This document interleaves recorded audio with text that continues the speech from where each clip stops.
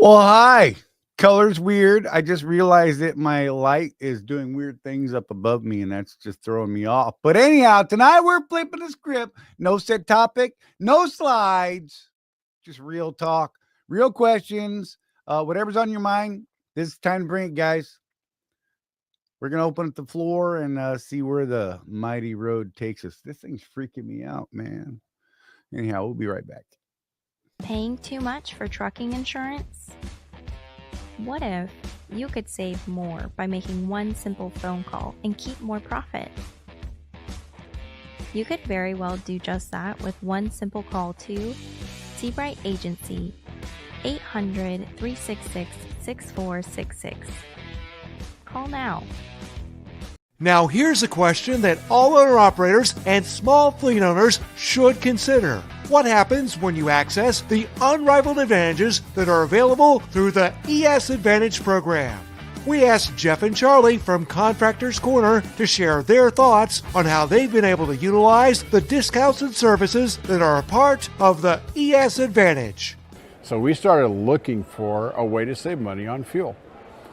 And we were turned on to the ES Advantage program for fuel first. And so we got a hold of Jeff Reese, and he ran us through that program.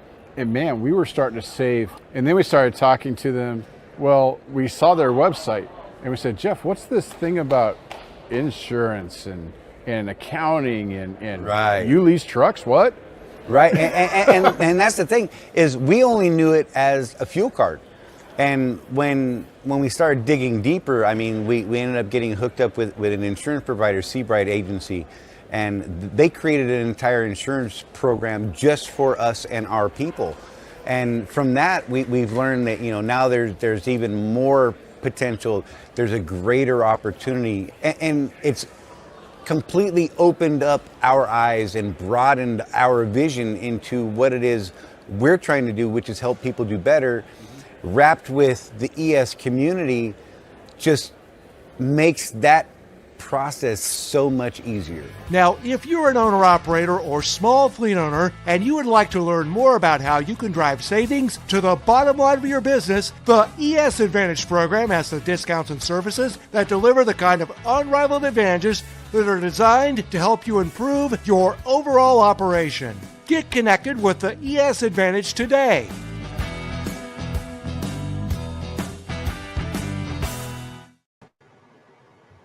Charlie's out. My bad. There he is. I just realized I didn't close my door. I was like, oh man, I think I can do it. No, I couldn't. Whatever. What's up, Jeff? It's hot. And where is Jeff this evening? Laredo.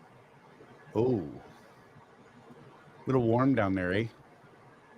Yeah, it was 104 yesterday. Nice. Today it only got up to, I think, like 89, but humidity's way up.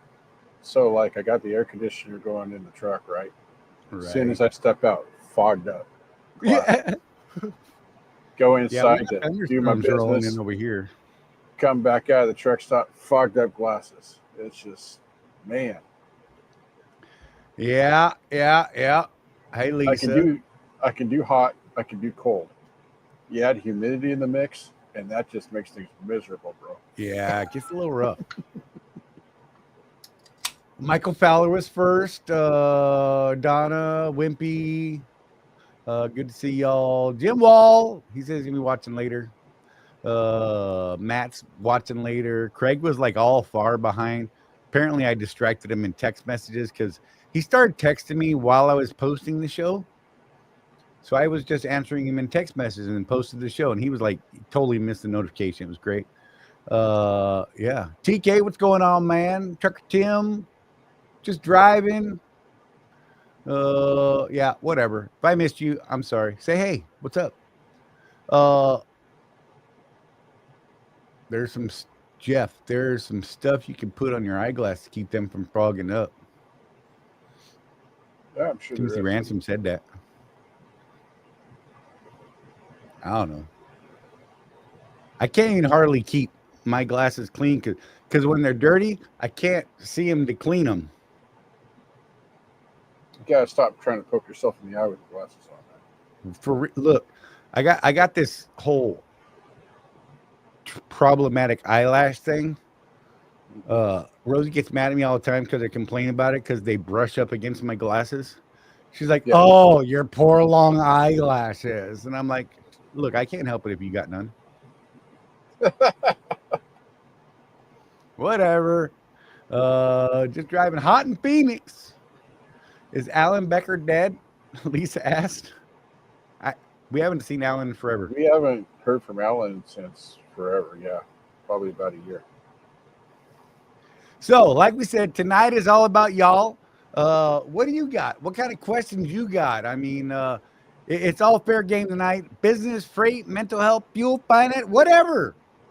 Or if you don't throw stuff at us, Jeff and I are just going to ramble about other random things. Who knows where it'll go? Because, if you just leave us unscripted, strange things could happen. Like he yelled at me just before the show started because I stood up with something in my hand right here. And he's like, no.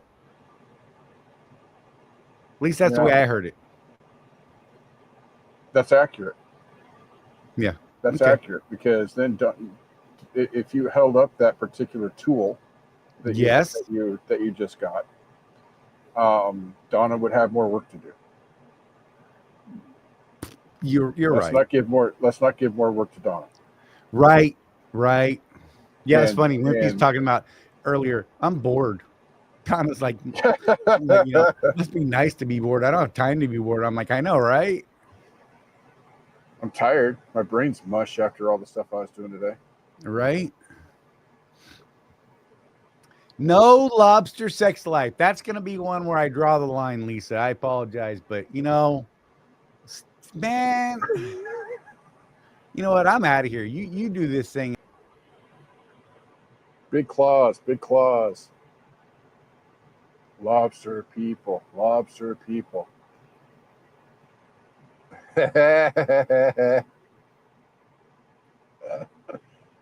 with buttons. Yep. Timothy Ransom, don't get in the third lane in California to pass slowpokes. Those troopers don't play. Learn that the hard way. Tim, you've been at this long enough. You should not have just now learned that lesson. But whatever, it happens from time to time. I get it. It sucks. You just want to get pulled over one time for being in the third lane, but it was because it was not the third lane when I got in it. Right, and you got stuck. I got stuck coming out of San Francisco on the 580. Is it the 580? Where, it merges with the 280, and then all of a sudden you got 2,000 lanes, and I couldn't get over. Got pulled over, and the cop's response to me was, well, you should have known better. Yeah. Helpful. Well, it's like I had a student one time get pulled over for not getting in the left lane in Wyoming when there was a car on the side of the road. Right. Literally, there was like cars stacked. I was watching them, and I'm like, yeah, get over if you can, but, don't cause an accident. He couldn't get over. We get pulled over. And the trooper, his response, and I will quote this because I still remember this like it was yesterday. I don't care if you got to stand on them brakes, driver. You get over when there's someone on the side of the road. Yeah. And I'm just like, yeah, we're not. There's no conversation there. No. Ticket. Just whatever. Give us the ticket, and then fight it later if need be. We'll deal with it. Yeah, ignorance sometimes it's just amazing. Well, and some states have that absolute thing now, right? Yeah. Whereas others say move over when it's safe, and some states are saying for any vehicle on the shoulder, for any worker on the shoulder, move over when it's safe. Or some states are like move over when it's safe or reduce your speed. What you mean, Ben? Nope.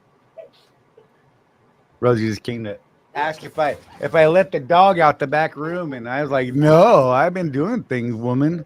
She's like, whatever. The poor dog's stuck in our little storage room out back eating. She's terrible. She didn't tell me to do it. I just totally forgot about it. Like, no lie. She's just sitting there. She's just looking around, Rosie said. Oh, poor baby. Whatever, though. It's cool. I love you, babe. Thank you. Hi, everybody. Oh. Yeah. Come stand on camera. This will be great. I love when you do this.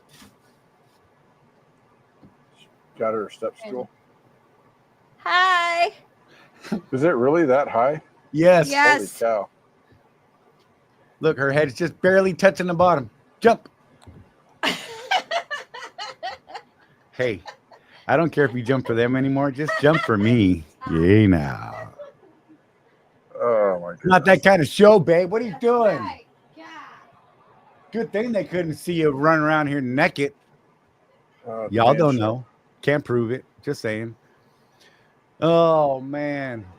I'm kind of happy to be here. This was a good week. It was a long week for me. Okay. You guys know long week for me is 4 days. But for all of May, like the longest week we really did was like 2 days a week because of one, I went into, dark mental place for a couple weeks and I had to sort that out. Then I came back out and then I was like the opposite. So almost like a manic depressive, right? But not truly, but I was definitely in that high state. I got something fired me up and I started working on a project and I was all on fire. So I did that instead of actually, work that was making me money currently. And so, yeah, for the next month, it's going to be, just got to work, bro. I put too much time off this in May. People were like, man, like my terminal leader. That was funny. So I got a call this week from a terminal leader, Lonnie, out in Troutdale. He's like, hey, man, I see you put in an application for mentor. What? No, I did not. Only I did not use those nice words. He's like, I thought it was a little weird that, it came across. I'm like, I don't even know where would you get that from? Like, who would even think that? Because I'm pretty Somebody's vocal about, and he's like, well, it came across our system notification, which basically meant that, it was generated inside the system. It was me. I signed you up. Oh, Rosie's saying she did it now. I don't believe it. I don't even think Rosie knows how to use a portal. Whatever. I love her though. But does the portal even work? I mean, come on, man. Yeah, right? You never know. But yeah, so I was like, yeah, that didn't happen, Lonnie. I don't know what to tell you. There's not just no, but no. I know what it was, Charlie. Rosie applied behind your back because she's like, well, he ain't working. I'm going to go make some money. Hey, that'd be legit. I can stay home, bro. You'd be she can go make us the same money and I can stay home.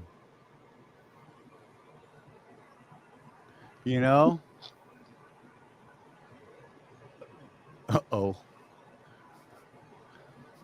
Matt said, I don't know, Lisa. It's been a while since I've heard from him about the supposed scan tool I bought from him that I haven't received, or since he told me he would send me a refund. Look, y'all need to fight. I'm just saying. I'm just saying. Dude, I'm thinking boxing match for charity here. I'm thinking those two boxing match for our enjoyment either way. Yeah, you can make a positive out of anything though, man. Come on. Be fun watching two bulls go at it like that because those dudes are well, last I saw of Alan, he was like shrinking away a bit, so I don't know. He was doing keto, doing pretty good on it too. I think it could be an interesting bout anyhow. But yeah, so this week was pretty good. I've been in pretty good spirits. I'm working out some medication stuff, and I think I found timing now. Yeah, I think this noon thing is working, Jeff. Good.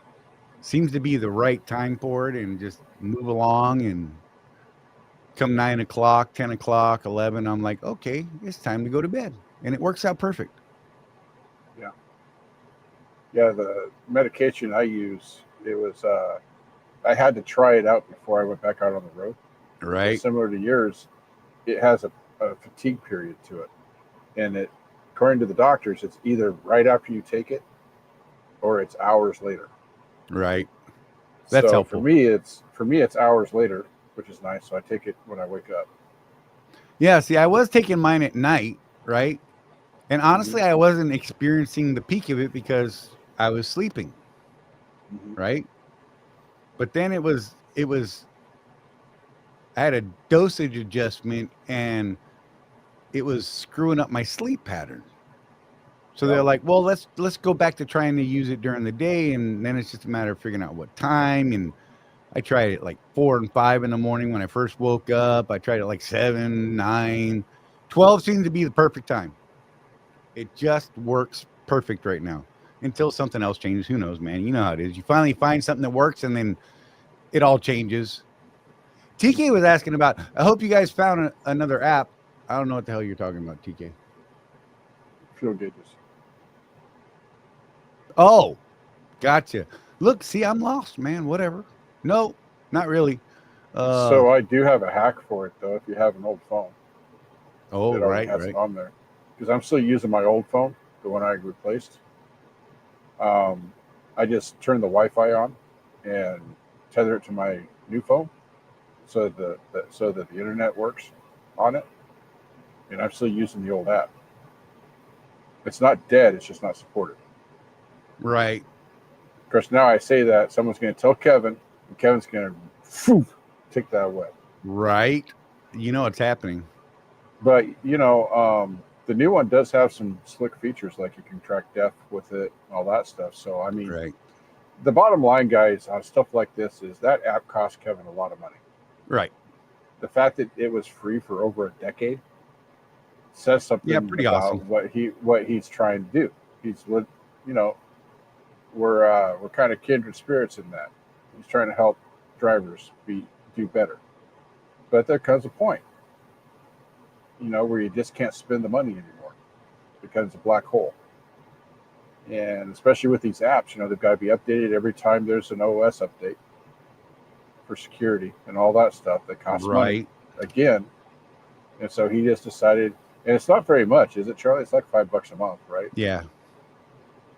I mean, I got a weird principle thing on it. That's all. I know. And I don't knock it. I get it. But, we looked into what it would cost. And we're tens of thousands of dollars to develop one of these things. Right. So unless there's a coder out here that is willing to do it, I mean, whatever. I'm just saying. I'm talking to my boys. That would be awesome. And you should talk to your people that the code. Right. And see if we can't do something. But what's funny is your people and my people all in the same state. Just saying. Yeah. Well, Utah is kind of the place for tech now. So it's great. Yeah, I'll throw a question out there just for fun. See what anyone throws an answer out there. They actually have a name for it now, Charlie. It's Silicon Slopes. Oh. So we went from Silicon Valley to the Silicon Forest in Oregon. Now it's the Silicon Slopes in Utah. Wow. They always have to come up with a name for it, wherever the tech people hang out. Right. I'm going to throw this question out there. What's the one thing stressing you out in trucking right now, folks? Let us know what you think. Sean Fairman, question for you both. I figured out that megas get better warranties on trucks than as common people don't get walking in off the street. Am I right? I don't know. I think I've seen it be the opposite, to be honest. Yeah, because megas don't own their trucks. Usually they lease them. So they've got whatever warranty you would get with a lease. Yeah, and they don't ever typically even buy the options for extended or expanded warranties. Yeah. Because I know like Hamey, his warranty was really good for his Western Star. I can't remember what it was, but I know it was way better than the standard warranty. Well, Western Star comes with a better warranty than Freightliner. Right. Anyway, I was talking to a guy. There's kind of a Western Star club out here. I don't know if you're aware of that, Charlie, but if you drive a Western Star, other Western Star drivers just talk to you just because. They're like Jeep people. Yeah, like Jeep people.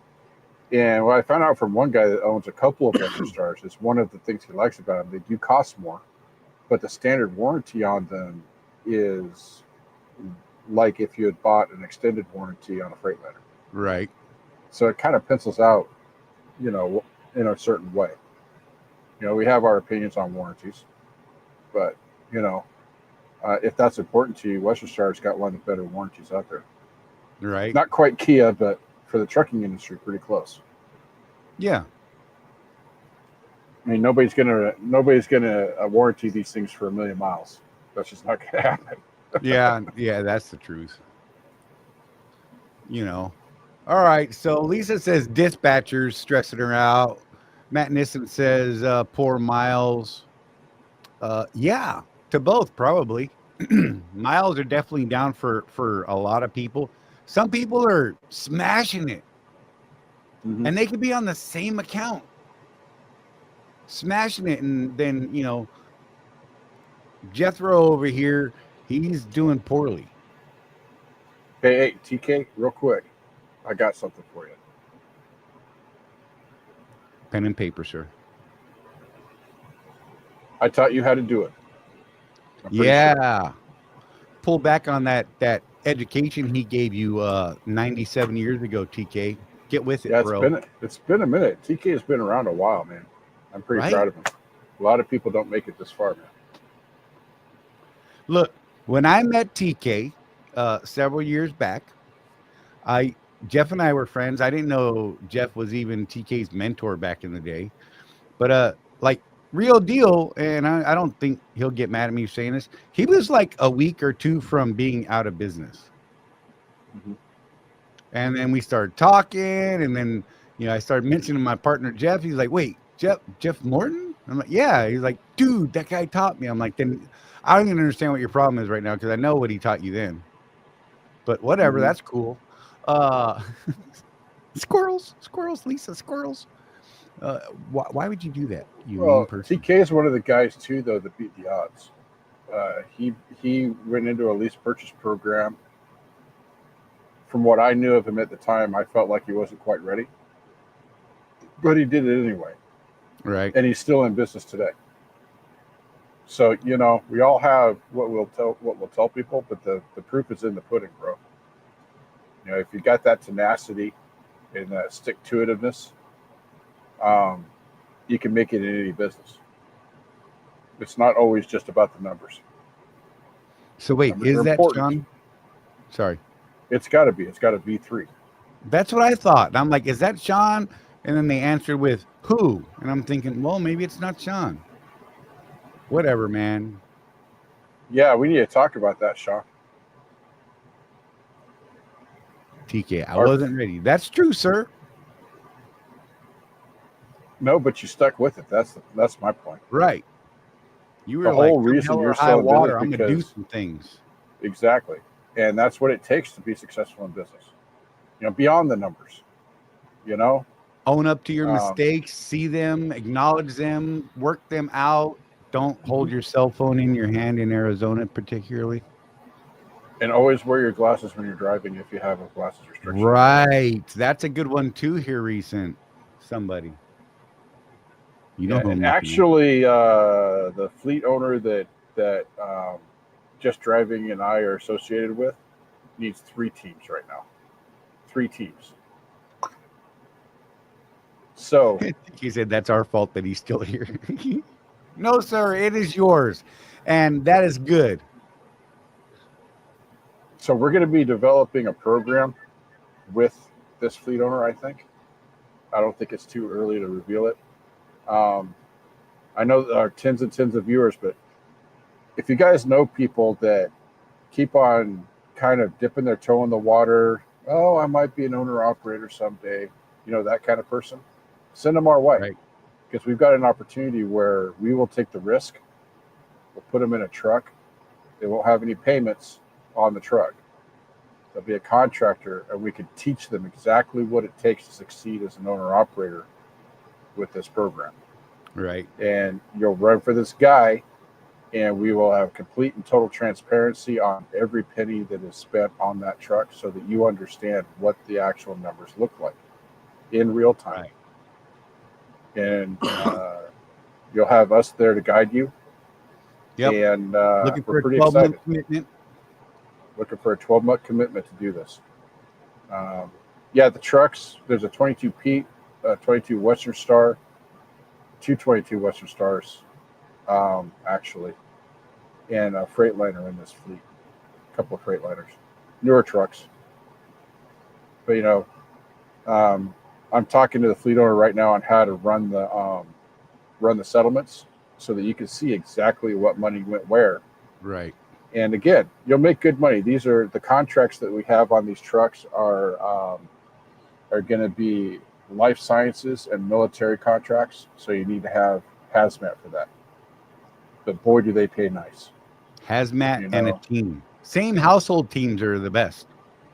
Same household teams are the best. And if you wear eyeglasses, if you have that restriction, you need to always wear them while driving. Yes, absolutely. So yeah, that's the opportunity that we're working on right now. If you know people like that, especially the husband-wife teams, man, because they can really kill it. I'm not going to go over what the money looks like, but it's pretty darn good for a no risk opportunity. Right. And it truly is no risk. All the risk is being taken by the fleet owner. And at the end of 12 months, we'll see what we can do about getting you a truck of your own and up that pay a little bit. And we're going to do some guiding from our end, and yeah. CW, you can't drive anymore. Oh. Bummer. Yeah. I kind of half wish I could say that right now. Well, you know, it's always, every year it's up in the air for me. I get scared every year I go for a DOT physical. Right. So, yeah. And, the other thing about this, you really need to live Texas or east. Draw a line from the middle of Texas, Dallas, straight up, and east is where these lanes are most lucrative. The best spot that we know of possible, though, would be Tennessee. Right, Memphis. So, just saying. Yeah, the run we can get out of Memphis is actually the sweetest run I've seen in a long time. It's actually a 5-day-a-week gig. Yep. Making much better than a livable wage. I'm just saying. Again, I'm not going to go into details. If you want details, you can contact me, and we'll go over it. But yeah, that's the opportunity we're working on. Right now, there's a total of 5 trucks. There's one I'm in that I'm trying to get out of at this point. But we'll see how my other businesses go before I make that leap. Right. You know, you got to do things step by step, and we can get more into side gigs and all that stuff if you guys want to. That's something that both Charlie and I are involved in, doing things on the side like what we're doing right now. Yeah, Jeff's personal gig is up and running now, right, Jeff? Mm-hmm. That's pretty awesome. I'm excited for him. I have an active website. Mine's getting close. Hopefully compliant. Right. See, yeah, we've been learning a lot about, the complaint stuff associated to a business website and the legal terms and terms of service, privacy policy. I mean, all this other kind of nonsense. It's crazy. Oh, yeah, it turns out you can get sued if you don't have all those disclaimers somewhere on your website. Right. We didn't know that. So like even our Charlie, I mean, you think about this, even our Contractors Corner website. I know, right? We're like, yeah, whatever, we can do it. It's just fine. So that's going to be changing here real soon. Look, Jeff and I have learned a ton lately about in the last 2 days, man. Stuff. Yeah. And it's been for me, it's been what's given me life, direction, purpose, right? I mean, I'll throw it at, I mean, you could throw this at a lot of people, but what my side gig is going to be is actually working with veterans directly on basic business concepts, how to establish and set up a business, things of that nature. Jeff's working, well, I'll let Jeff tell you about his. Oh, no, I'm interested to see if I've communicated myself to you clearly. Jeff just wants you to give him money, and he's going to poke you in the eye. You like that one? Oh, my. So you guys know that I went and actually got certified in marketing and in business administration. So I got 2 certifications at this point. I've got story brand marketing certification, and I've got small business flight plan certification. So what I'm setting up is helping people grow their small businesses, whether it be trucking, a retail business, what have you. It doesn't matter to me. What matters to me is that you have a small business and you want to grow, and I can help you do that. and that's what I'm Right. going to be doing. Hopefully, I will be just doing that for a living here pretty soon. But it started as a side gig with Charlie. What, 3-4 years ago now? Yeah. 5, probably we're into 5 years now. I would imagine. Yep. Just trying to help truck drivers out. With what we've learned over the years, and now it's evolved into what we're doing now. We're both moving into general business stuff. I don't know if Charlie's ready to really talk about what he's doing. But from my perspective, Jeff, just for fun. So Charlie's got a really good niche. He's going to be working with U.S. military veterans. And he's got a whole program set up to get people out of that funk. After ETS. What do you do after the Army? What do you do after the Marine Corps? And a lot of these guys do have a good entrepreneurial mindset already. They got a good mind for business. They just don't know how to do it, and that's what Charlie's going to help people with.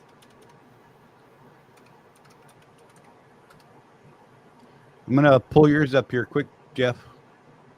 Yeah, okay. Let's hit present, because I think it's great personally. Share screen. Share screen.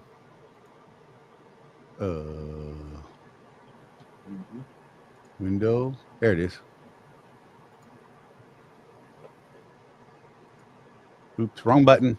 Man, you think I know how to do this by this time, right? Yeah.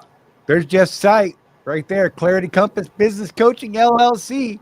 So look, don't freak out, y'all. We ain't bailing on you. We're actually trying to find other revenue streams that actually help support what we're doing over here. Just so you know, Yep. It's just a thing we're working on. We're actually, both of us are building these other side businesses to offset costs and expenses in other places to support all the things that we want to do.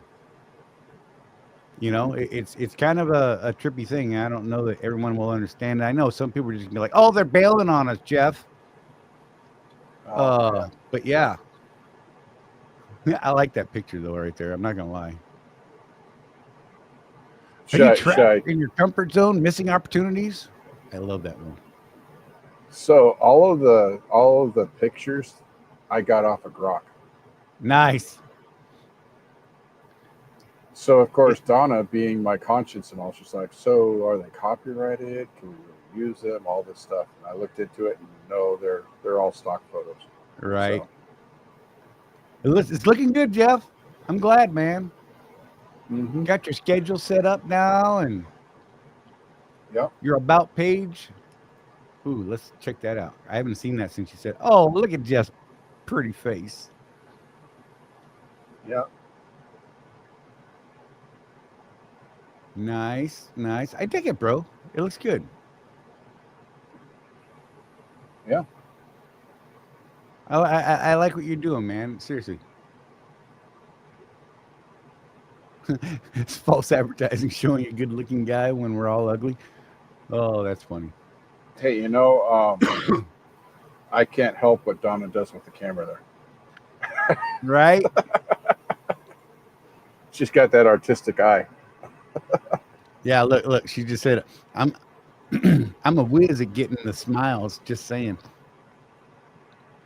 No, what she does is she flirts with me and makes me uncomfortable. Right. And I turn into a teenage boy again.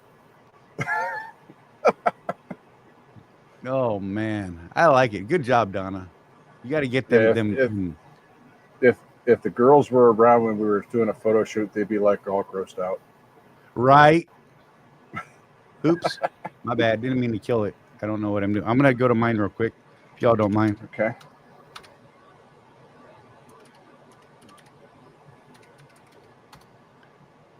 What the heck did I just do? Oh, I typed in the wrong address. That's awesome. BB to BC. BB.com. BC to BB. Yeah. Yeah, I put in a comma instead of a period because I'm not smart. Combat Boost, the business blueprint. That's what I'm developing right now. I actually have to establish the legal entity. That's my next step. I've got this all up. It's kind of up there and out there right now. I just can't really conduct business on it legally yet, but we're getting there. That'll be in the next couple weeks. By the way, I failed, Jeff. Let me go back to yours. Wait, there it is. ClarityCompass.coach. Yep. That's my website. ClarityCompass.coach for yeah. Let me go back to the homepage itself. There you go. I'm gonna grab that address for you, Jeff, and I'm gonna put it in the chat because I think it's important. Yeah, and we'll get Charlie's address up as soon as he's legal. Yeah, so you can go there, check it out. I mean, it's up there. It's cb2bb.com. Whatever. I just can't take any real business yet. You could look at it. I would enjoy feedback on it. How's that? You can, Charlie, take applications for your coaching program though. Oh yeah. That's right. Kind of like a pre-order type thing while you're getting things set up. Right. Again, Sean. So pictures in these websites are typically stock photos, right? Just random people, bro, that we can use royalty free. That can be. Yeah, the only place I put my own picture was in the about section. Personally, I'm gonna have Donna take more pictures of me while I'm doing stuff for Clarity Compass, though. Right. While I'm at the house. One of the things I've seen other people do, and that's the thing, if you guys want to do stuff like this, you want to start an online business, look at what other people in your niche, in your business niche are doing. And what I dig about what a lot of other guys do, Charlie, and Josh is one of them, I totally hacked his website today. Nice. Looking at how he does things. So he's got like pictures of himself up lecturing in front of crowds, the stuff that he does. And so I'm going to get more pictures of myself doing stuff like that too. Dig it. Yeah, I need more pictures and graphics on mine as well. I've got the wording. I like all of my wording, or as we say, what is it, Jeff? Our copy, right? Yeah. I like where that ended up. Copy. I just need to make it more visually appealing.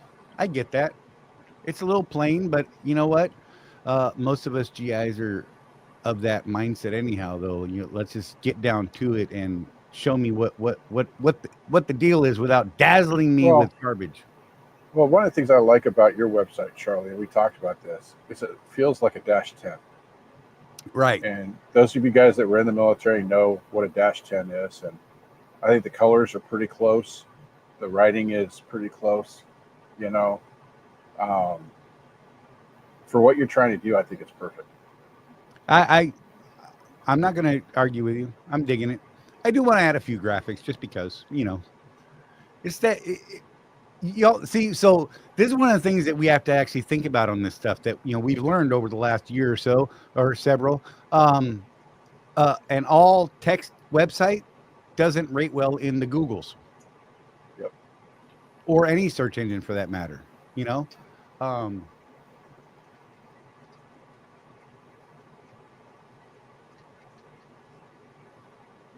Look at Donna's throwing stuff at me, Jeff. Tell her to be careful. I'm gonna be like, okay, Donna, that sounds great. Get on that. Yep. Put you on my staff. Right. Oh man, you know how well I pay right now. Just saying. Yeah, that's kind of the joke, is when Donna's too busy to help us that much. Something like that, Donna. That's in my funnel, as we call it. Yeah. I asked her, well, what are we not paying you for? Right? You take a % of sales. Now that's great. 0.0. Yep. Oh man, good stuff. Let me get rid of this stuff. But yeah, go check those out if you guys know people that are interested in the kind of split markets that Jeff and I are working. by all means, refer them to us. It'll actually help us do more over here, to be honest. Yep. If we can get out of our trucks and do these other things full time, I mean, that just puts us at your disposal a little more But I often. mean, imagine this: those of you guys that are in school, in our school paid community, which is $47 a month. Right now, it's up in the air. I'm in the middle of doing our Hero on a Mission class, and I have to know what I'm doing before I can schedule the next class. So we typically have what, Charlie, about half a dozen people actually in the class. Yeah. And it's because nobody knows when it's going to be, including myself, until I'm like, okay, I've got time this Saturday. Let's do it. But imagine it's going to be the same time every week, period, because Jeff doesn't have to worry about paying the mortgage by driving a truck. That's what we're trying to get to. Exactly. Driving truck is in my blood, but what we have found is that it's really, really tough. Not impossible, because we're still able to do like the show every week, right, Charlie? We do that pretty good. But it's tough to actually coach people while we're driving. Right. So that no set schedule thing. I can I'll get Sean calling me, or Craig calling me, or sometimes Matt while I'm driving, and I can do that. Right. But the meat of the education, the Zoom calls, got to be sitting somewhere solid and with no good doubt. cell signal. Yeah, right. That. Look, there's been times Jeff and I are driving down the road, and it's funny because he'll get to a critical point, or I'll get to a critical point in whatever it was we were talking about. And man, it's like clockwork. You got that, Jeff? No. Throw it at me again, Charlie. And I'm like, click, son of a. The one I love is when I keep talking and thinking Charlie's there, and then I hear beep. Right. I'm like, shit. I wonder when you stop hearing me.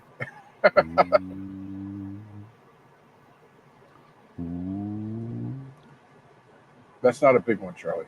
I know, but it was fun to point out. I can't help it. Lisa's down there dropping knocks that I'm not throwing up, but whatever. We enjoy Lisa's jokes. We just can't put them up. Jeff?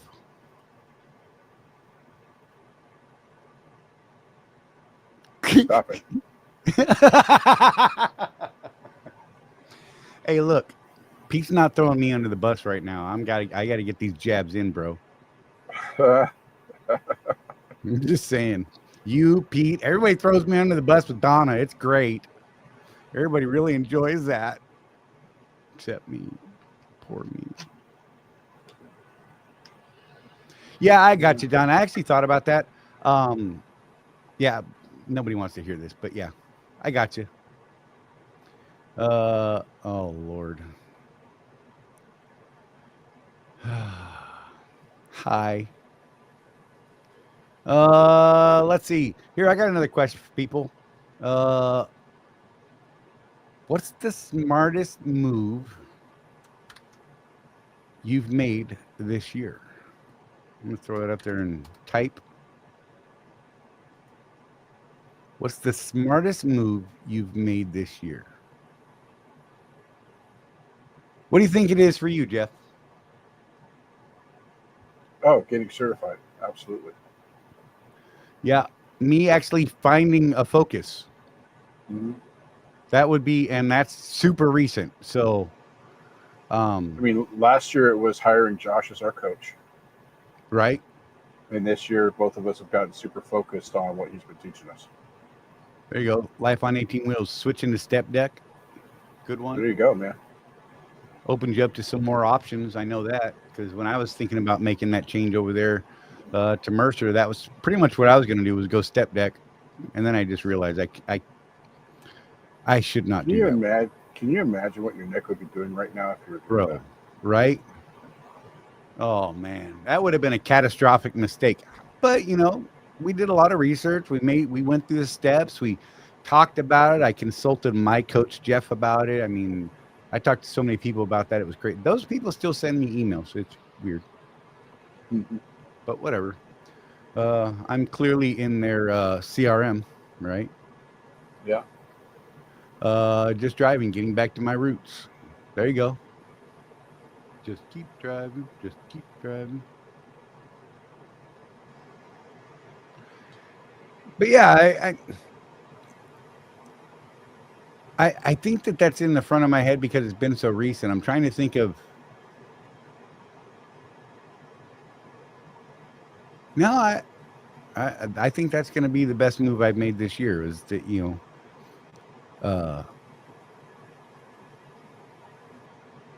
I guess you know what I don't think that is. Now that I'm trying to think about it, Jeff, taking better care of myself. Okay. Right? Because I mean, you saw how I was in the past, right? I was a little You were, off, yeah, you were in denial. and yeah, oh yeah. I mean, there's so many things that I was hiding from the world and keeping inside, and this year I've really been focusing on talking about things, and you know what? Hey, it's not embarrassing. I mean, sometimes it can be a little uncomfortable, but being a little more open has actually helped me clarify things in my own head. Right. So, mental health, important. Not saying I'm completely whatever, but yeah, it's been cool kind of traveling on this road that I've been on to keep it trucking and move forward. Yeah. So we'll see. Lisa said getting engaged. That is a good thing. Life's like, yeah, feels good not having to be a door swinger, right? Oh man, I'm running all roll doors now, so I love that. I'm not gonna lie. I get there, Yeah, but vacuum, he's, don't have to get out, Life on 18 Wheels has done a great job of leveling up his game over the last couple of years. right? How's your channel doing, Life? I apologize. I barely have time for my stuff, let alone anyone else's stuff right now.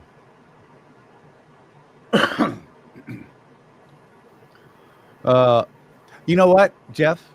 I told you a little bit about this earlier. I called Grant today. Oh, you did? Yeah, I Yeah. told him that I was going to pass on that thing and the reason why and all that, and everybody's going to be like, "What the hell are you talking about?" I'm just going to leave it at that. But yeah, I just thought I'd let you know that. Okay. Well, it's doing.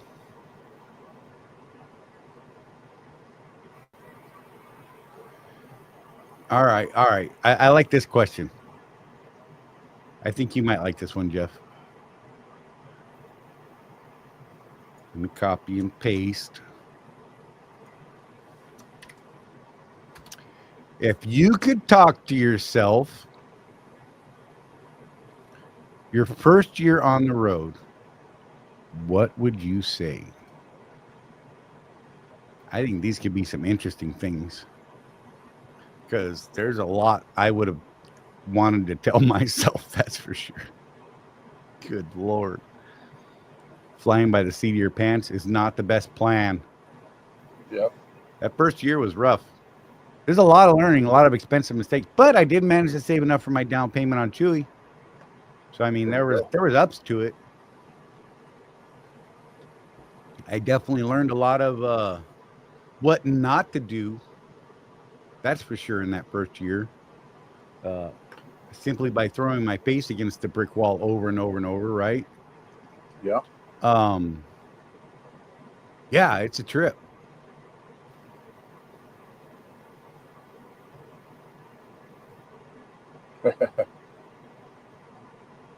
Just driving says, don't do it. Right? Life said you're doing just fine. Lisa said don't go to rail. Sean, don't do it. Big old letters. Don't do it. Every time he had a thought. Yeah. Oh man, that's great. I feel you, Sean. There's a lot of those but you know what? If you reflect on them properly and take them for the value that they are, Mhm. those costly mistakes or ideas should have become valuable learning moments. Huh? Mhm. Perspective, mindset, those things, they all play here. Yeah, Trucker Tim, wait until social media has been developed to keep you connected, right? Yeah. There's some rough years out there, that's for sure. No doubt. I like that one. I didn't even think about that.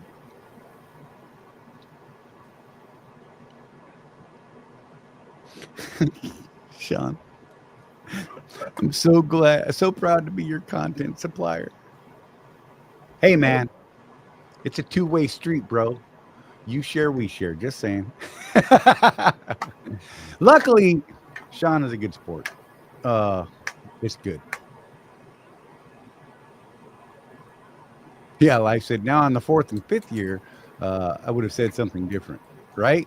Look, Yeah. this year in particular, I would have liked to have been able to give myself a heads up on what this year and a half, 2 years was going to look like. Because Lord knows, I probably would have done some things differently. I Yep. did not expect things to go as horribly as they have in our industry. No. I mean, I knew it was going to I don't drop. think I didn't think it was going to plummet. I don't think anybody anticipated this one. I'm not even seeing the normal social media alphabet news organizations saying "I told you so." Right? There's none of that this time. Tim said, yeah, I quit twice from regional position due to getting homesick. I get it, man. It's not a easy life we live out here, not trying to cry or any of that nonsense, but it's real. Life says he's in his 7 years in now, so good on you, sir.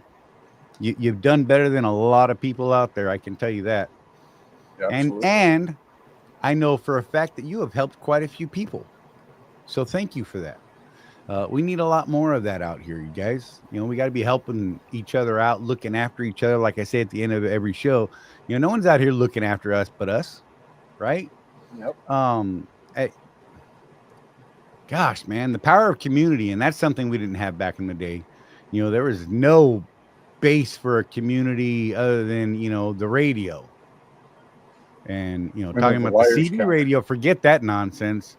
Talking about AM long distance long stuff, and you're like, it's like hoping, and that was even crazy. So My best friend when I first started was Art Bell, mm, Coast right, Coast AM.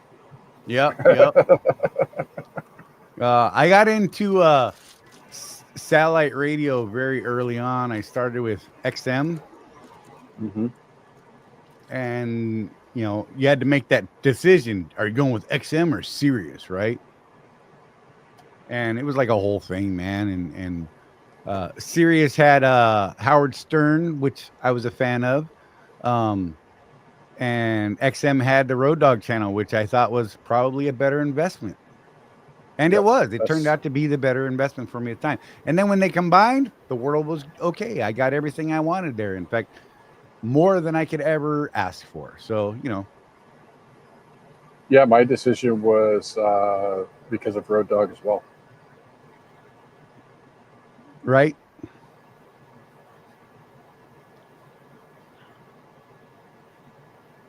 Lisa, you still got to tell us who you really are. I'm just saying. I'm so curious. Michael Fowler, Shady. XM from first day it launched. Yep. Nice. Took me a little bit to get to mine.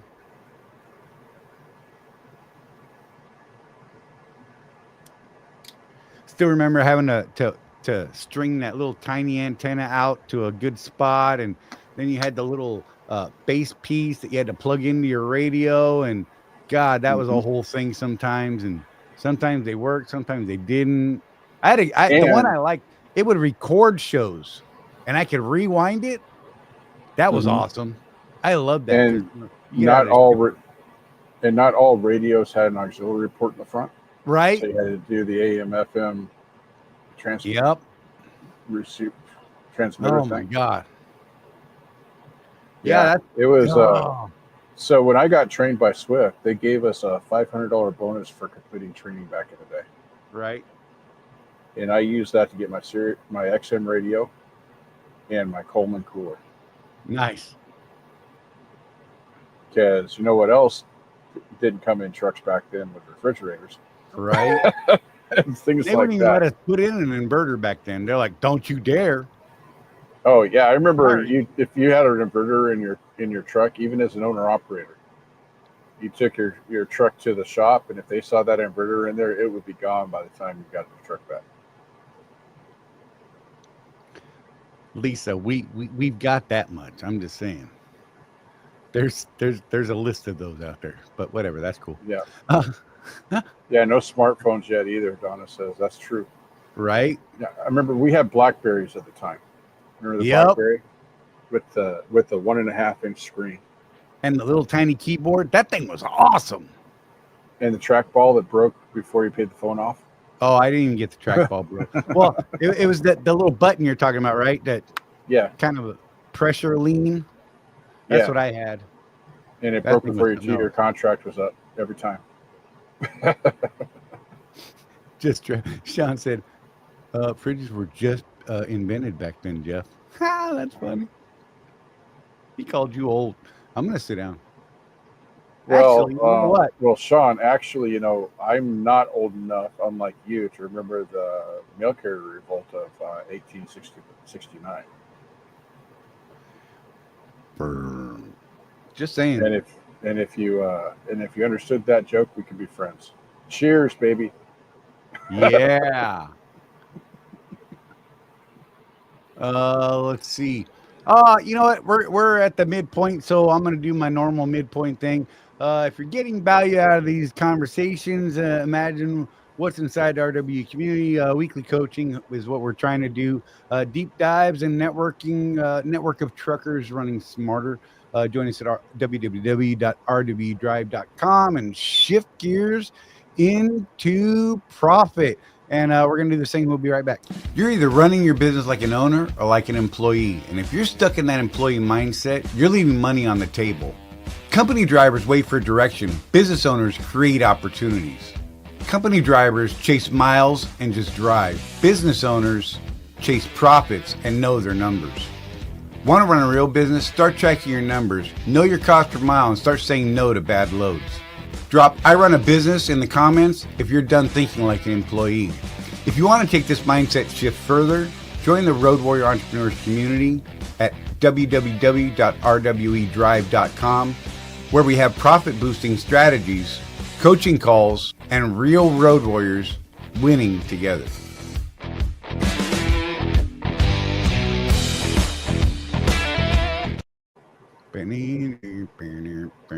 Oh, my bad. There you go. I know chat is on screen. I left it there. Don't cry. What the heck is wrong with you, sir? You gonna fight about it? Man. Oh. Hey, I can make this screen bigger. My bad. Oh, that's so much better. I forget all about that. So yeah, we're still here, guys. We got another hour to go. Definitely willing to talk about whatever you want to talk about. Yeah. We're gonna have Sage on next week to talk about broker stuff and all that kind of stuff. And that dude's kind of cool. I dig what he's done. And that guy's an actual insurance agent now. He's run a brokerage. He, overdimensional small fleet dude, I believe. All kinds of stuff. So we're gonna bring him in and we're gonna talk about the broker side of the world and try and dispel some of the big myths out there about how all brokers are bad and blah, blah, blah, and see how that goes. I think it'll be an interesting conversation. But yeah, that'll be next week. So that's where I'm looking forward to that one. That was the wrong button. I tried to hit stop and I put it up on the screen. That was great. Oh, Lisa, you're gonna make my brain explode. That was I don't even know. That's cool. Don't worry about it. Don't sweat it. It's fine. Yeah. How you feeling, Jeff? Tired, hot. Yeah. How's your health these days, bro? Because both you and I both recently were not doing super great. I think we're doing better now. Better, yeah. The blood sugar numbers are getting better. So it's a lifelong thing, though, man. Right? Like if you screw up one day, man, it'll ruin like a week or a month sometimes with the different things the different afflictions and such. It's something else, man. I don't know. This getting old stuff is man, I suppose it's better than the alternative, but whatever. Is it really? Who knows?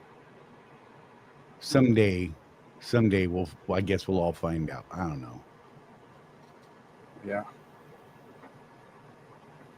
We'll still keep it a secret, though, just because. Right? Just We'll because. have that. We know something. Look about us. Yeah. You'd be like, what do they know? What? How did they find out? What? What was that? Man, my stuff is getting long over here, Jeff. I'm trying to get past the point where it's driving me nuts still because half the time when I go to take a bite of something, these go like this. Oh, yeah. God, that kills me. I've never gotten to that point. It creeps me out, bro. Take a bite of, I don't know, a piece of cheesecake the other day. It was bad. It creeped me out so bad. But, like a true hardcore fan of food, I didn't let it stop me from eating that cheesecake, sir. Of course not. Oh, what do you got, Jeff? Putting it on you, buddy. Why are you putting it on me for? Because that's fun to do. Just because. Fuel prices are dropping. Not sure what the spot market's been doing recently. I honestly haven't looked. I've been so busy with everything else, and oh man. No, that's something we can ask Sage next week. We can Right. talk about that. What's he seeing in the market?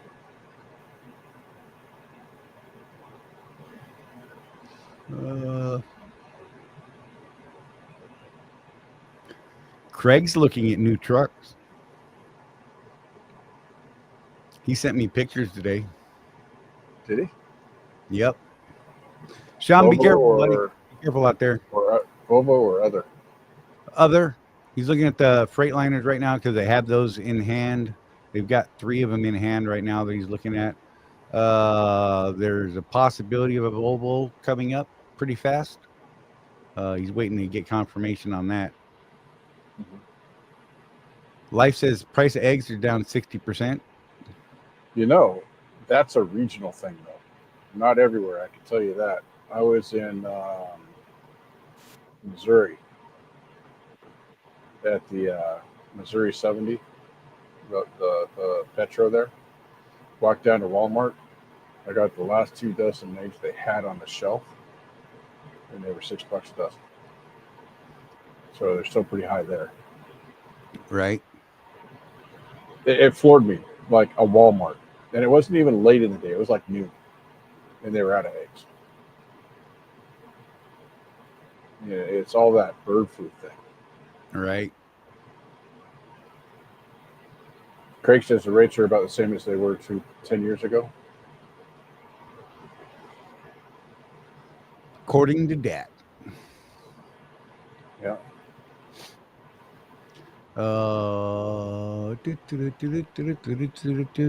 It's in my head all the time. I saw an article today from FreightWaves. I guess the administration is working on making it so U.S. citizens do not have to fill out that BOI. Really? form. Yeah. Huh. And you and I, we've already done it because whatever. Yeah, I was done trying to pay attention to it, and I didn't Right. want to get fined the $500 a day if I was wrong.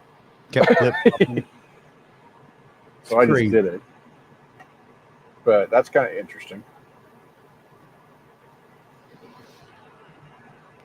Sean said he's already got his picked out.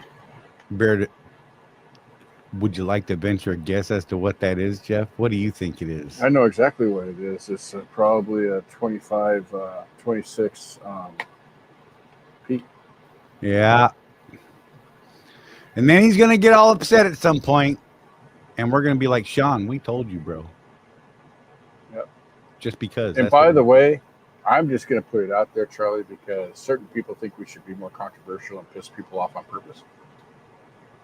But if someone tells you, hey, bro, that's a bad idea, and then a year down the road, after you made the exact opposite decision of what those people were telling you, it turns out that it was a bad idea, don't go on Facebook and act like you're the savior telling people that that was a bad idea.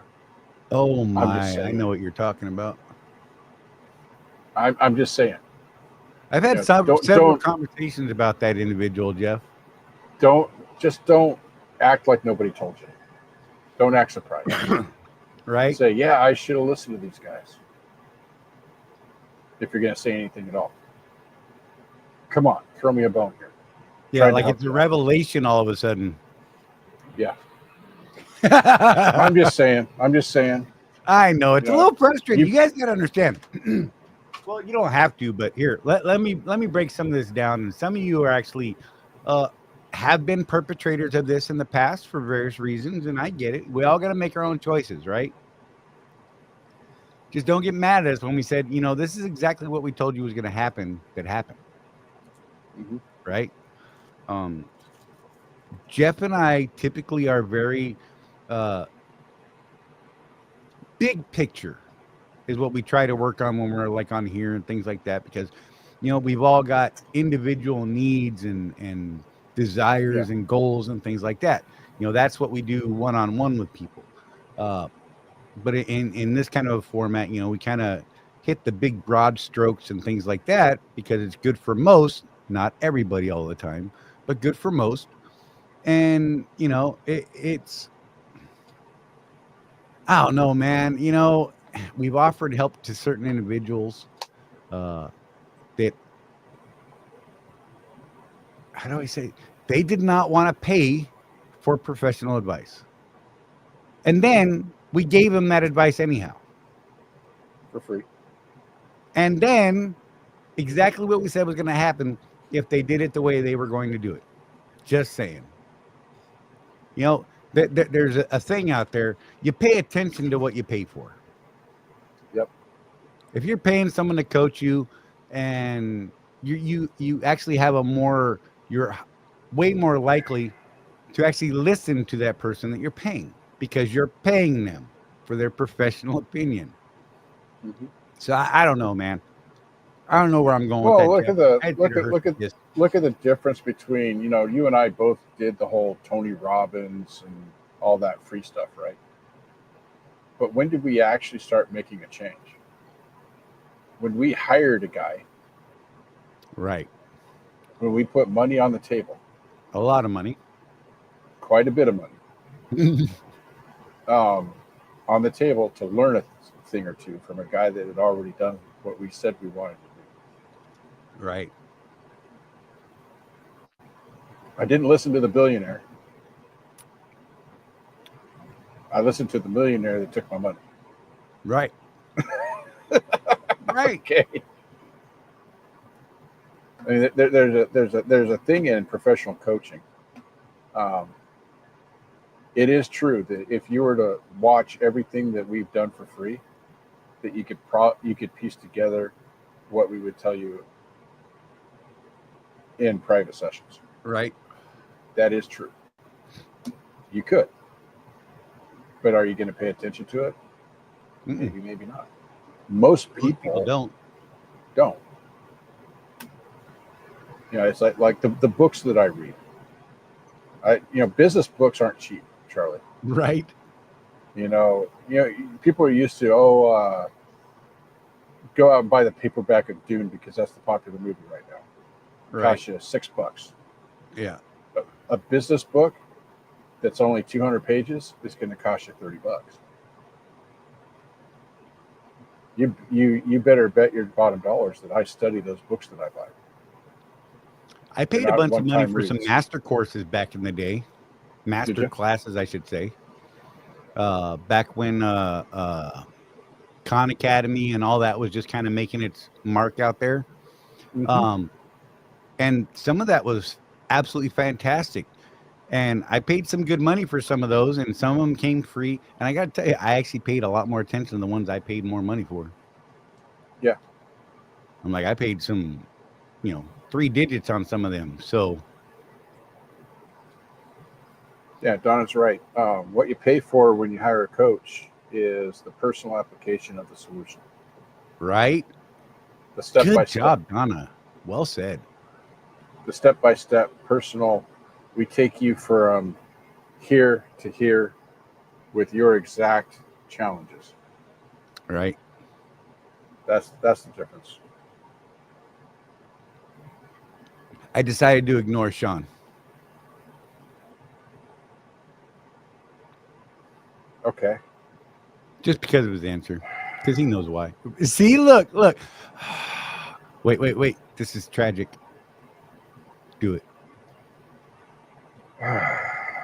Yep. Hey, This Sean, we love you, explains brother. this explains a conversation I had with Sean recently, where he was telling me that the new KWs don't fall apart like the last couple rounds did. They think or hope. Yeah, we'll see. Where's the proof? Whereas back in the day, that wonderful lady, where's the beef? Yep, we're old. They ain't been out long enough to be able to say that. Yeah. They just have not been out long. You cannot say that with any sort of certainty right now. Well, we found out that there's an issue with the new Volvos. Right? They are coming assembled improperly. For We crying know out of at loud. least one firsthand. Yep. And we've heard stories of others. Right? It's a bloody shame because Volvo's a nice truck. But if they can't even come out of the manufacturing plant correct, I don't know what It's to a tell you. bummer. I'm kind of getting vibes of the internationals, Right? and for all we know, from all we've heard, international really has stepped up and solved those problems that we're all aware of from the last decade or so. Right. But they were so bad when they came out with the new body style with missile on top. What's it called? Right. Anyway, when they came out with that, they were so bad, it really ruined the company's reputation. And I hope that doesn't happen to Volvo. I hope that they step up early enough to fix whatever it is going wrong with their process. Because it's a bloody shame. Guys are getting a legitimate 10.5 miles to the gallon out of those trucks, dude. Right. Legitimate. But if you get one of the ones that just maybe it had one wrong part in it. Right. Good Lord help you.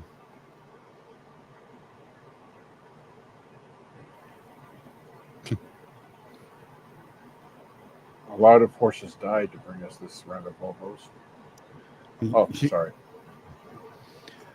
Oh. Sean. I love you, man. I don't know what else to say. Yeah. Well, I told you when Donna went to Driver Appreciation Week with us a couple of years ago, I showed her the new Kenworth. And I don't know if she remembers this, but the way I remember it is she looked at it and said, wow, this is a nice truck. Too bad it's a Kenworth. Because she's heard us talk so bad about it for so long. Right. At this point. Oh, they're beautiful. In the showroom. Yeah. Until the fairings start falling off. Right. Driving down the road. Hey, look, Life's driving international. He seems to dig it. Yeah. Like I say, it seems like they fixed their problems. But that stigma is still there from that decade ago run where they were just so bad. Freightliner had that problem with the 2012s. I had a 2012. Right. Boy, was that truck was bad. bad truck.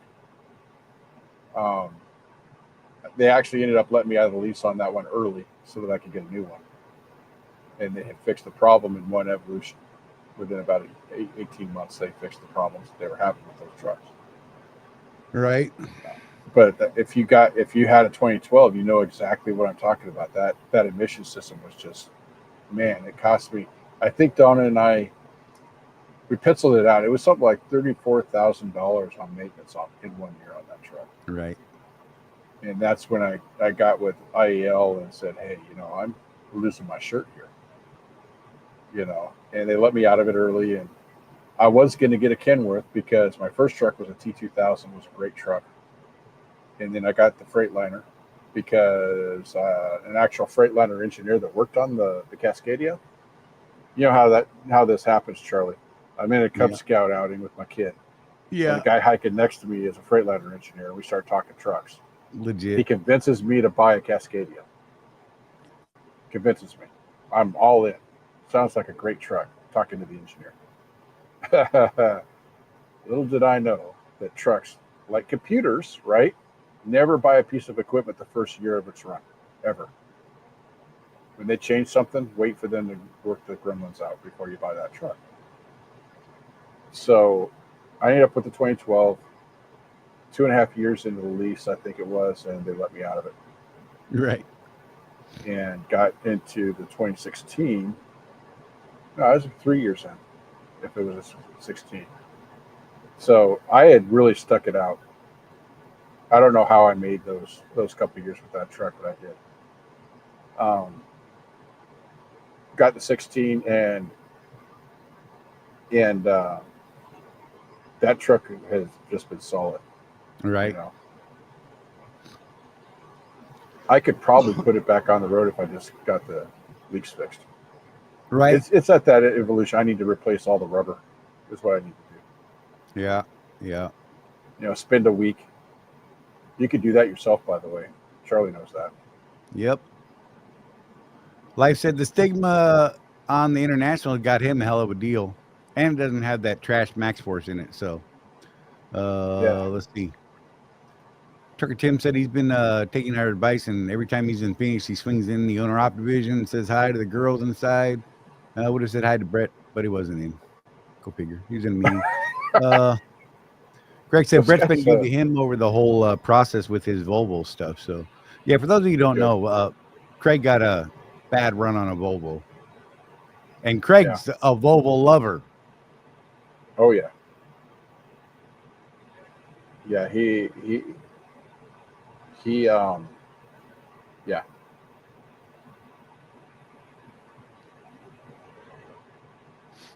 Donna.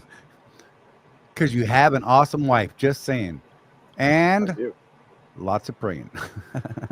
Yep. Exactly. Well, that was until this slump hit. That was the lowest year we've had it for profit. Right. And actually, no, that was the lowest year. We only profited about $28,000 that year. Oof. That was the worst year I've ever had. That is a tough year in this. Yeah, even with the slump, I haven't hit numbers that low.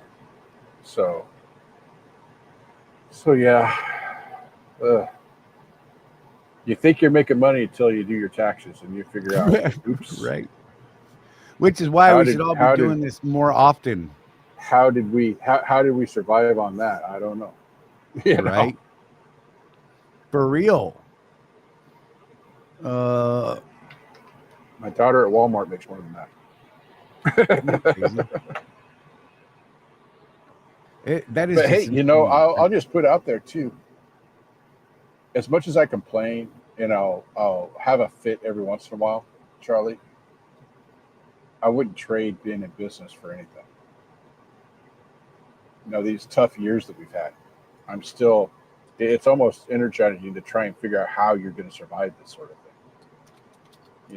And I think that if that's you, you're in the right place. You're in a good place being an owner operator.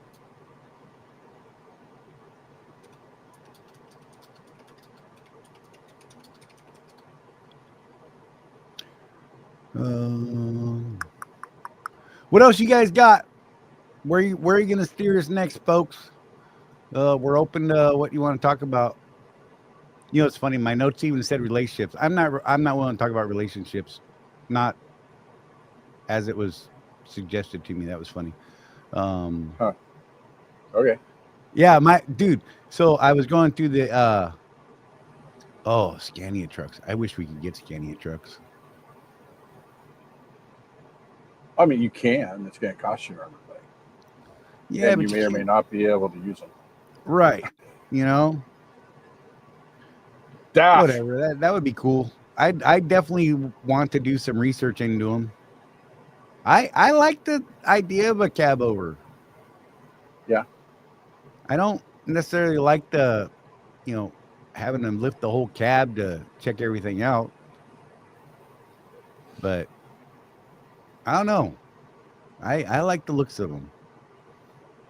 And fuel mileage seems to be pretty decent. Yeah. Excuse me. I think cab overs were way too loud. I don't know, man. With the sound barrier technology stuff that's out there now, I mean, you know, you could put a 3/4 inch thick subfloor in there, matte, and it takes a lot of that stuff out now, man. Like super quiet. Yeah. You know, I don't know. Oh no. What do you know, Jeff? I know nothing. I know, and I see nothing. Exactly. Oh Lord. Let me fall back on some notes here, because you know reasons. I lost my sheet. Where'd it go? Oh, there it is.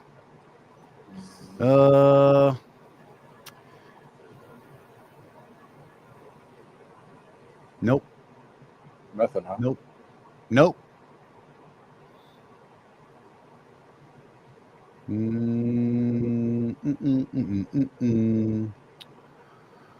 Next It year. says right. Next year. It says right here, Charlie, to keep the energy high, fun, and unpredictable. Bro, I just looked at that very line. It was staring right at me. It was even highlighted.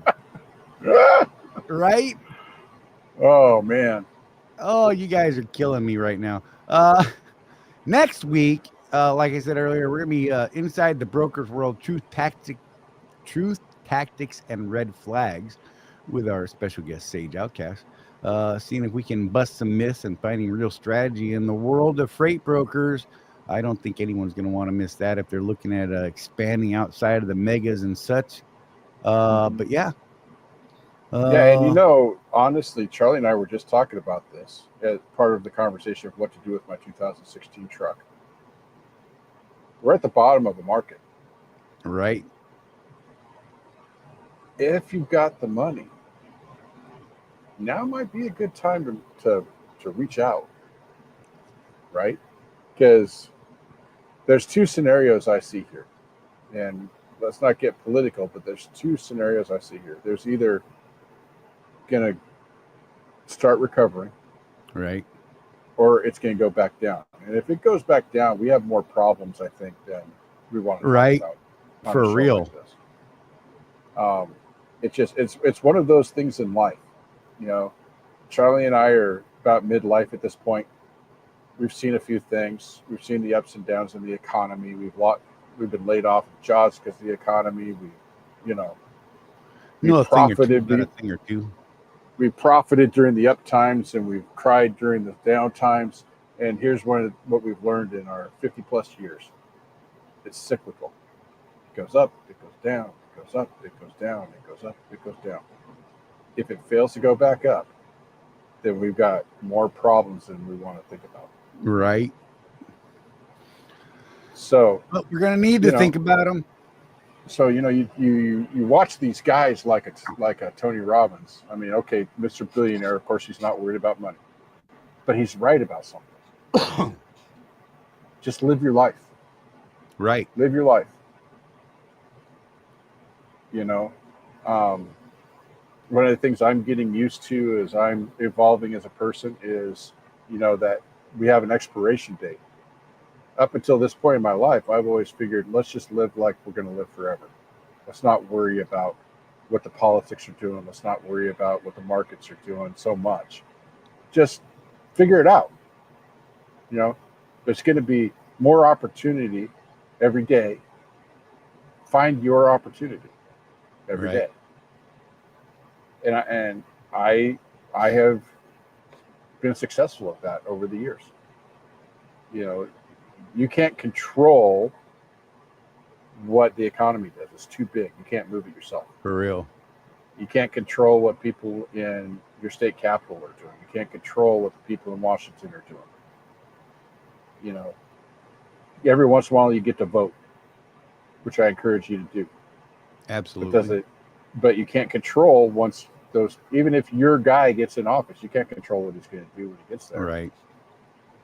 And the fact is, they don't know you. They don't care about you and your family.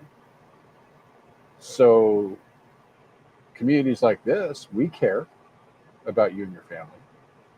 You care about you and your family. That's the extent of who cares about you and your family. Your Right. community and your actual family. So just keep on going. One foot in front of the other. Keep on going down the road. Don't get mired down in all this stuff on the socials. Charley and I both have been kind of on a social media fast lately. Right. It's been nice. And I think we're both better for it. You know. So this English proficiency thing that Life's talking about. So I can share a little story from someone, a family member has some family members. Exactly, Mike. Don't let social media ruin you, for real. But Life, going to what Life was saying, excuse me. Family members are Spanish speakers, fluent, right? All legal. So let's just get that out of the way. Hire legal individuals, with an exception, the language thing. There's a lot of people that move, come to the U.S. and never have to learn English because they live in communities that are, based kind of like where they came from, right? They still speak the language. I mean, all the signage is multilingual, those things, right? But so he would hire people that spoke his common language. But now with all of this, pressure coming in about the, speaking English, and look, I'm not saying it's not right, because I believe you need to be able to write, read, and communicate with, in the country's native accepted language. Don't go there. I'm not going to fight you over this. But he's actually let drivers go in anticipation of this legislation and things like that, which is already in the books.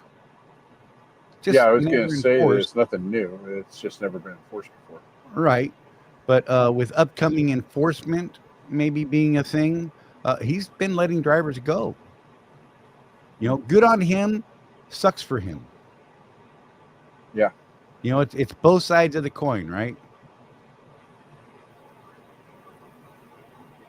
Yeah, as far as how it's going to affect capacity, if they go all in on this, I think it will help with the capacity issue that we're facing. But I also think, Charley, that like you're saying, there's always two sides of the argument. Right. If this goes down, there's going to be families that lose their breadwinners. Yep. Winning a bread.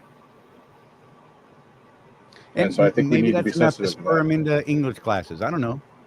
Maybe. But I think that we need to look at the human component. I really do. Oh, let's go back to NARC. Don't let social media ruin you. I mean, there can be super mean people that don't know you or actually care about what's going on with you, right? Look, there's so much hate and discontent on the socials these days that it just bums me out, man. Yeah. And we've all got enough of our own BS out there. You know what I mean? It's just, it's weird. and yet we get drawn into it. I don't. Why do we do that to ourselves? What's wrong with people? Well, I've noticed that when I do get on social, I feel more tired when I'm done. Right? Absolutely. You ain't lying, CW. There are times I think Charlie needs English classes. There are times when I'm talking to Charlie, he just stops and says the word words. Yes. Look, wait. Let me see if I can find that. I got something to say about that. I learned something new about myself this week. It's a thing, Charlie. Right? And it was pretty fascinating. Look, this was a big boost in my brain this week. The thing that I'm about to talk about, if I can find it right. Let me see if I can find that one. Sorry about this.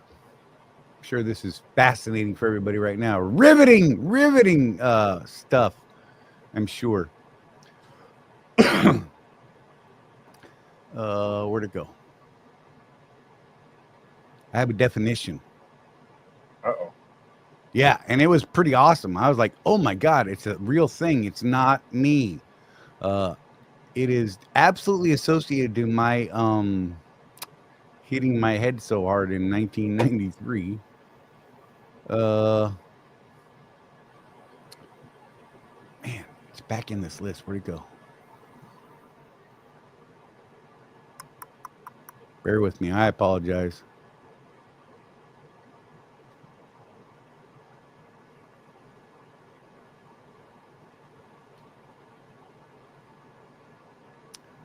Where'd it go, Jeff?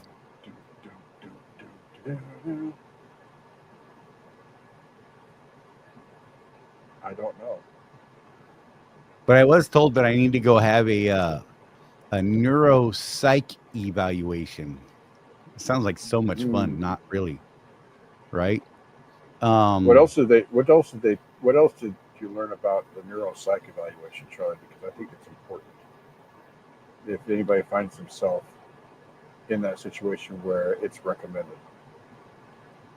Total honesty. Right.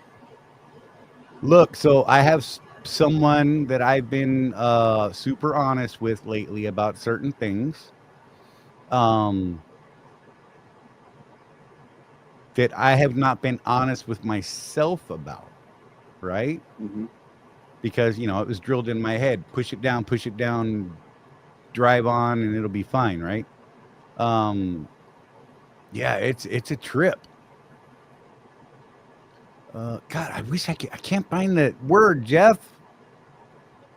Suck it up and drive on. That's what we were taught.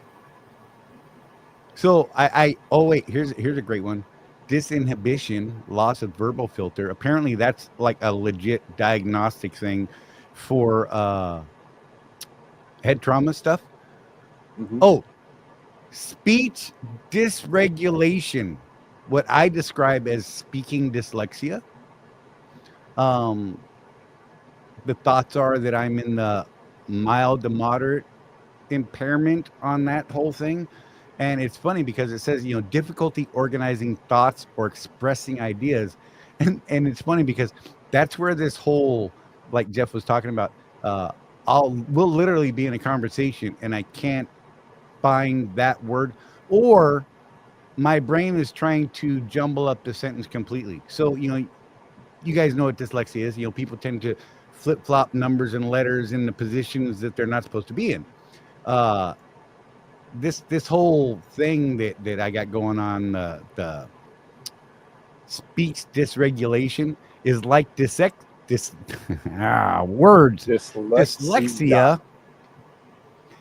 with sentences.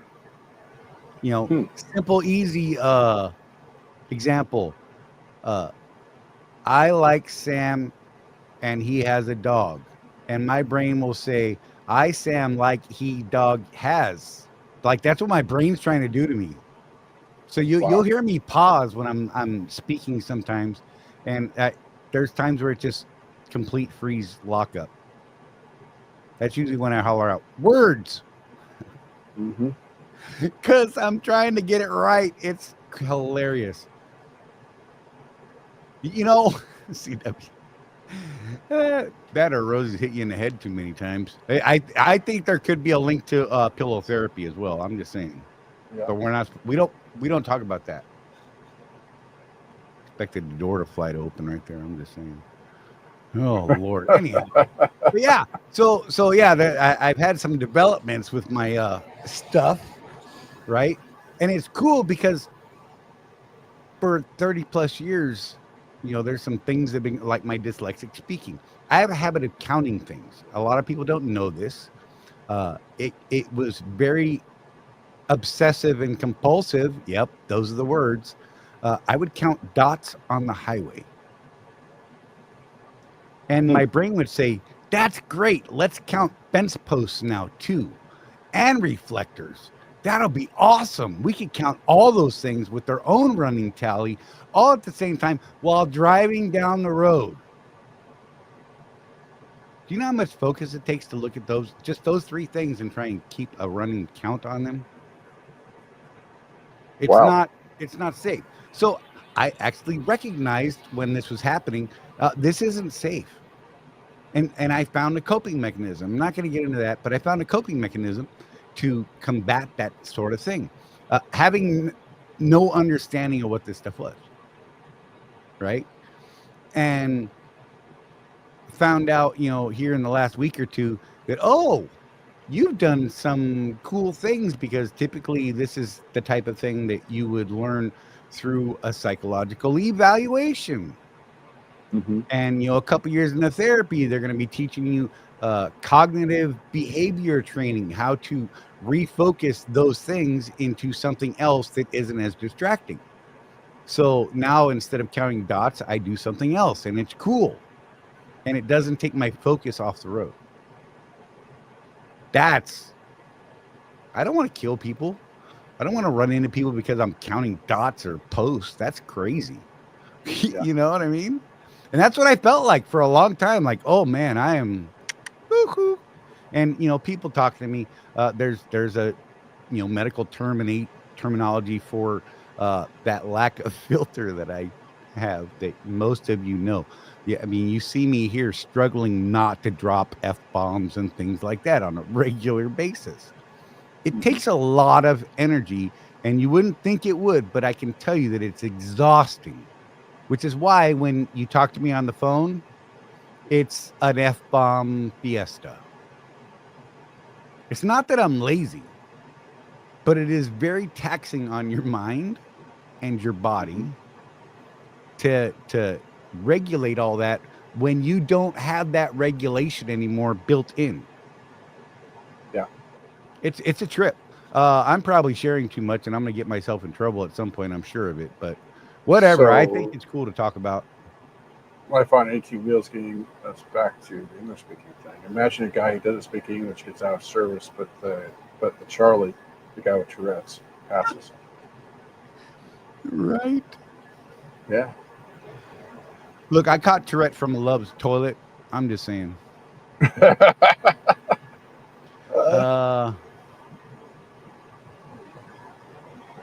Made that big impact. You can't remember. Well, no, it's you're funny, Sean. It's legitimate things there. I mean, I'm learning that a lot of these things that I thought were, old age or cuckoo or whatever, Mm-hmm. I can tie them all to landing on right here on my head and cracking a motorcycle helmet. Yeah. Most of it is frontal lobe damage. Figure that one out. I'm learning. Well, as we discussed, who else has frontal lobe damage? Stop it. Serial killers. You I'm just saying, man. look at Mike. Newsflash, now he doesn't count dots, but screams at every car that passes. That's not actually that far from the truth, honestly. He does. I hear him. Jeff will be on the phone, and I'm like cussing people out. Could be just for the color of their car, even. I'm just saying. There's a lot of when we're talking on the phone, there's a lot of, hey buddy, how you doing? Right? How's he doing today? Let's test the waters. I think that goes both ways, though. I'm just saying. Yeah. Neither one of us. I lost my lighter. How did I lose my lighter here? I'm like right here at the desk, Jeff. Well, if people had sent you all the lighters they promised, you would be up to your eyebrows in lighters. You know, here's the funny thing. I really am up to my eyebrows, but I'm looking for a very specific lighter. There it is. My newest.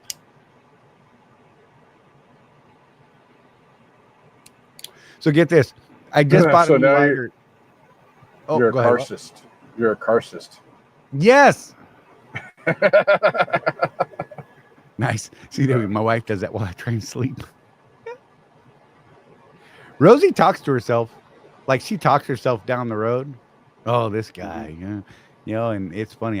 Every now and then I'll hear it. I'll wake up and I just listen. She's comical, There are times when I have to ask Donna, "Are you talking to me?" right? No, she's just talking to her because her process, her creative process, which she's doing the stuff for us. She talks herself through it, Right. and it confuses me. I'm like, "Are you talking to me? Is there something I need to do?" You're confusing me.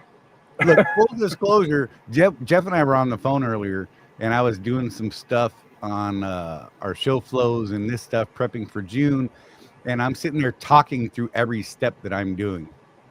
Mm-hmm. You know, wait, Jeff does that as well. Just saying.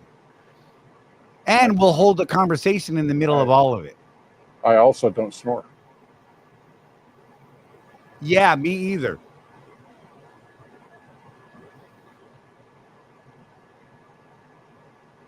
Donna said anytime she's having a hard time focusing. Look, it works. Talk yourself through things. You remember that thing when they introduced it, Jeff? In the mentor program, what was it called?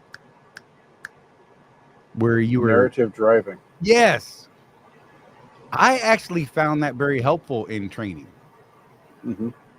Because I would get them to, iterate, speak what it was that they were doing, because it would help them actually do the things they knew they were supposed to do instead of skipping steps, right?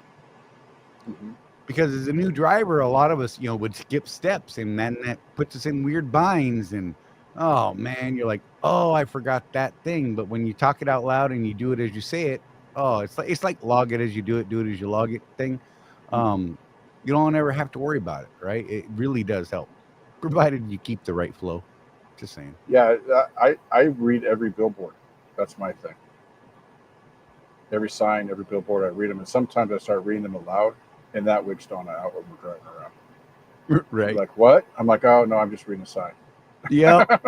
Jeff and I do that to each other. We'll just start announcing signs and random billboards just in the middle of a sentence. We would drive people nuts. Probably, yeah. It could be fun though. I'm just saying. Rosie will even sit up. What'd you say? Nothing, babe. I was just talking about a billboard. I apologize. Go back to sleep. You're fine. It's not you. It's me. Oh, good times though. Look, whatever you got to do to keep yourself going, focused and safe, I'm all for it, man. I'm just saying. There's a lot of folks out there that aren't so safe these days, and they bum me out because it sure seems like there's an awful lot of people that just don't care about anyone but themselves, and that sucks. Yeah. Seems like a poor way to live. I think so. I worry about other people around me. I couldn't handle taking someone out because I did something stupid, Oh, hey, we save a lot of lives every day, man. People do stupid stuff around us all the time. I tell Rosie pretty frequently, thank you, one, for all your hard work and for being a superhero and saving so many people during your shift today. Mm-hmm. And those people don't even know. They did something stupid in front of her. She made the adjustment that saved their life. Yep. And people think that we exaggerate that, right? But if we drove, as we see so many four-wheelers out there driving at times. Oh my goodness. Yeah. Right? Can you imagine the carnage? It would be terrible.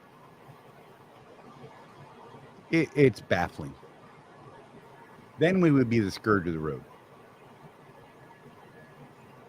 Truly. The pillow says otherwise. Donna's laughing at me. I'm assuming that's about the snoring. Right? No. Never. Can't ever admit to snoring and trucking. I'm just saying, don't do it.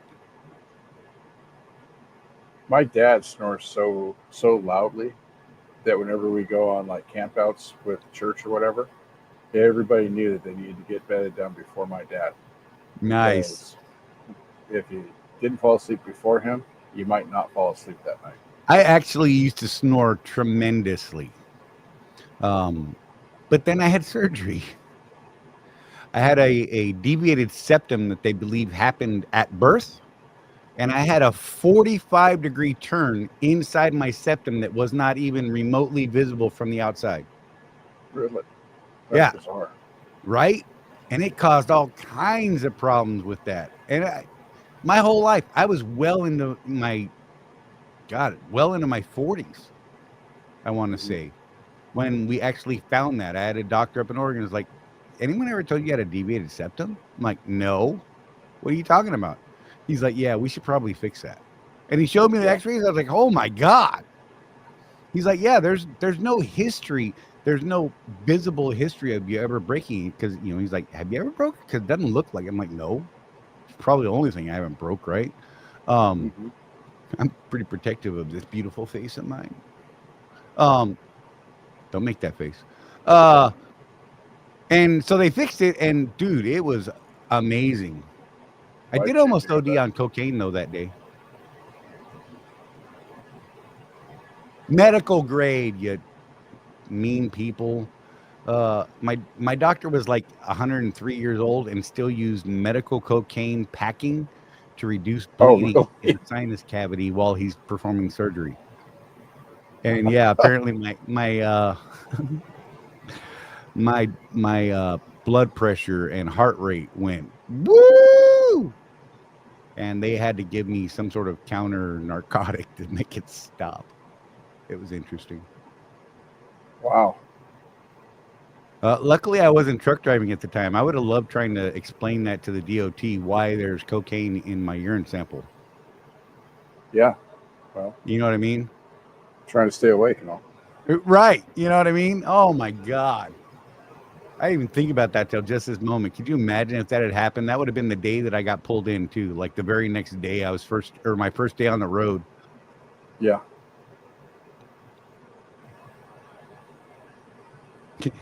Michael Fowler. When I talk to other drivers who can't hear me, the wife's favorite thing. What did they say?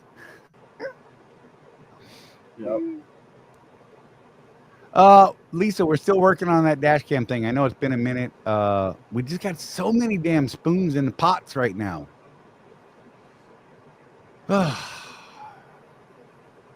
It is still on our list, I promise you. And as we progress closer towards that, we will definitely let you guys know. We did kind of figure out the logistics of it on the back end. Now it's just a matter of moving forward with some other folks, sponsors and such, and all that kind of nonsense. So we're coming up to the end here, folks. If there's anything else you want to throw at us or want us to talk about, put it up there and we'll try and get it real quick. Otherwise, we're going to be wrapping this thing here pretty quick. You got anything you want to touch on the end here, Jeff, before we even get to our goodbyes and stuff? No, I'm pretty a hole in your out, head, man. Right? The sun. Oh my gosh, for real. It was only like 70 something here. Birds and the bees, Lisa said. Always the troublemaker, that one. Yeah. Yeah, life. Right. Just jump in there. Life. Yeah, that's the other one. Politics. Yeah, politics suck. That's what we'll say. How's that? The birds and the bees are awesome. And yeah, I see how you guys are trying to stir the pot. 93 outside. My phone says it feels like the real feel is 104 because of humidity. Good Lord. That humidity is something.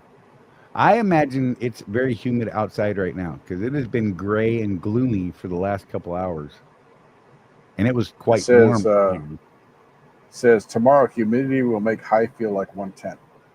Low boy. So I'm glad I'm leaving in the morning. You got a load lined up? Yep, coming back to Nice. Kentucky. Back to Kentucky, is that what you said? Yeah. Nice. Hey, Pick up at Blindsight, about- good to see you. Sorry, pick up at we're about- about to end this. 9 local and head on out. Nice. I'm glad that worked out. That worked exactly the way you hoped it would work out. So if I could do this turn for the next couple of weeks, that'd be great. Right? You know, in today's market, especially with the rate that I'm getting, is a pretty good rate. You know, 2,400 miles a week is pretty good. Right. I ended up with a pretty good week this week. I told you earlier, Rosie and I did like 3,700 miles, and I was a little surprised by it. Yeah. We worked our little butts off for our 4 days, though. I'm just saying. That's good. Yeah, we needed it after taking so much time off in May. I mean, effectively, we basically took May off. Yeah. You know what I mean? Unexpectedly and not planned. How's that? That Yeah, my what sucks next about my it. next home time is for the 4th of July. Need to be home for that. America. Yep. Love it. All right, guys, we're gonna wrap this thing a couple minutes early. That's a lot of talking today without a focus. That's weird, huh? But hopefully you guys got some stuff in you wanted to get in other than the birds and the bees and politics. I appreciate that. So Jeff, throwing it at you. Go. Let's keep that rubber side down, folks. And remember, with no action, there is no traction. And like I say every week, look after each other, guys. We do appreciate you coming in and spending time with us. It does mean a great deal to us. But look after each other. No one's out here looking after us but us. And we'll see you here next Tuesday at 6 p.m. like Eastern time, that is. Like every week, guys. And you get Lisa. Last words, lobster. Oh, good Lord. Stop it.